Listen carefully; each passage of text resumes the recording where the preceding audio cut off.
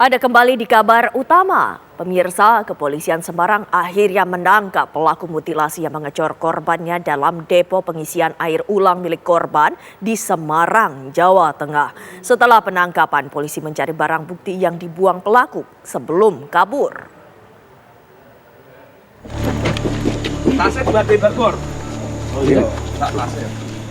Muhammad Hussein ditangkap di kawasan Banjarnegara, Jawa Tengah sore kemarin. Saat penangkapan, polisi tak menemukan barang bukti pembunuhan terhadap Irwan Huta Galung di Semarang beberapa hari lalu. Rupa-rupanya Hussein yang tak lain adalah karyawan korban membuang seluruh barang bukti pembunuhan ke kawasan Jabungan, Semarang saat kabur ke Banjarnegara.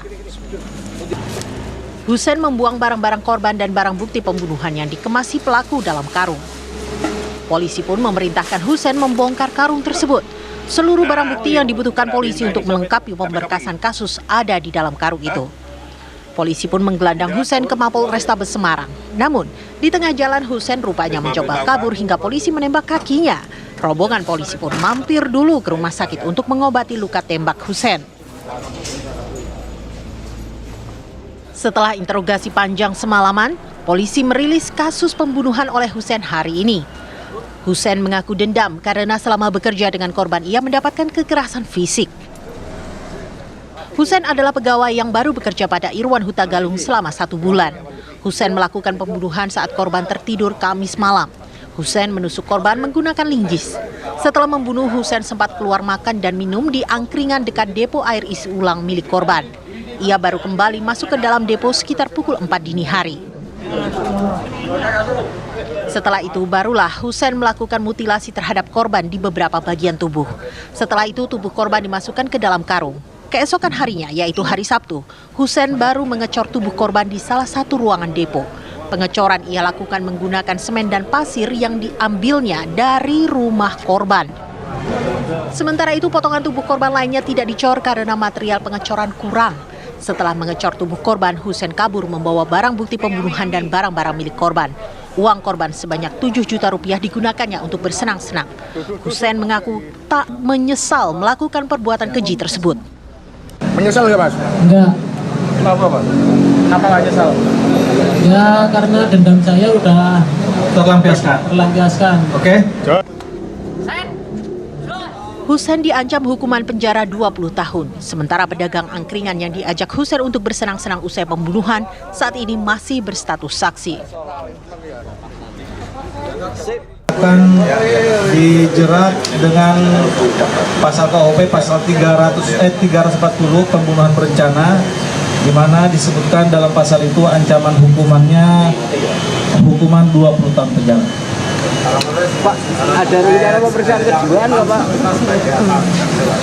Imam statusnya saat ini sebagai saksi, tapi kan nanti akan kita dalami lagi. Maksimal nanti akan diterapkan pasal mengetahui tindak pidana tapi tidak melaporkan. Irwan Huta Galung, pemilik depo air isi ulang AHS Arga Tirta, ditemukan warga dalam kondisi tubuh dicor setelah keluarga dan warga mencari-carinya. Warga menemukan pria 53 tahun itu dalam deponya Jalan Mula Warman Raya, Kelurahan Kramas, Tembalang. Irwan terakhir terlihat makan di pedagang angkringan Kamis malam pekan lalu. Semenjak itu ponsel tak aktif dan keluarga mencurigai menghilangnya Irwan secara tiba-tiba. Dari Semarang, Jawa Tengah, Didit Kordias, TV One mengabarkan.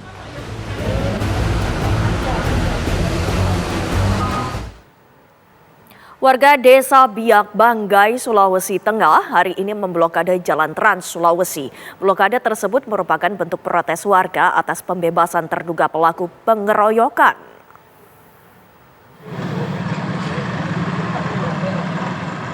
Warga Desa Biak, Kecamatan Luwuk Utara, Banggai marah setelah seorang terduga pelaku pengeroyokan dibebaskan polisi. Anggota TNI Polri telah membujuk warga untuk membuka jalan, namun warga tak bersedia.